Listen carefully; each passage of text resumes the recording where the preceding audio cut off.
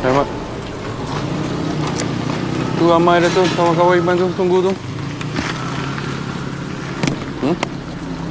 Duit ada. Tu poket belakang tu, zip poket belakang. Bye.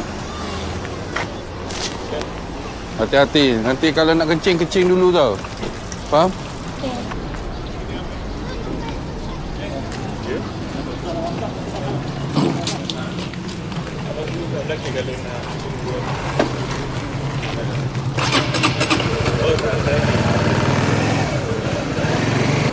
Inilah Abah Iman naik ni.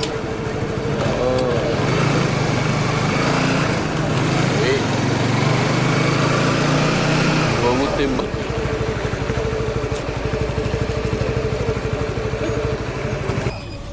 Mana hari ni? Rasa lah itu. Rasa. Rasa. Tak erti nak pakai orang lain.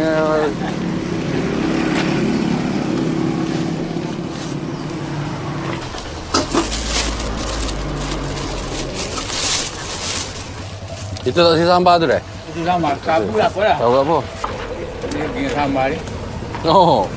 Pagi-pagi sambar lagi tu. Saya lapar yang lapar. Orang lain tak apa. Oh, dah pun. Rumah tu. Sambar saya boleh? Lima nayan. Ni ya tu. Itu ni.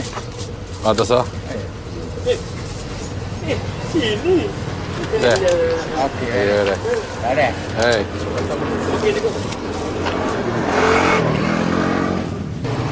Tunggu kok Iman boleh tunggu kerjaan sebab dia kata 7.20 last berhimpun, 7.30 mungkin bergerak. 7.30 sekarang 7.11. Weh, banyak minit lagi ni. Kalau nak pergi kerja pun macam awal sangat. Lamanya tak gerak-gerak lagi. 7.40 dah. Ni ramai juga mak-mak ayah tunggu sini ni.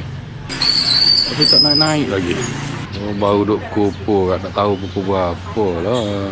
Alah dah nak tunggu. Kita jumpa Iman time balik nanti lah. Kita tanya dia lah.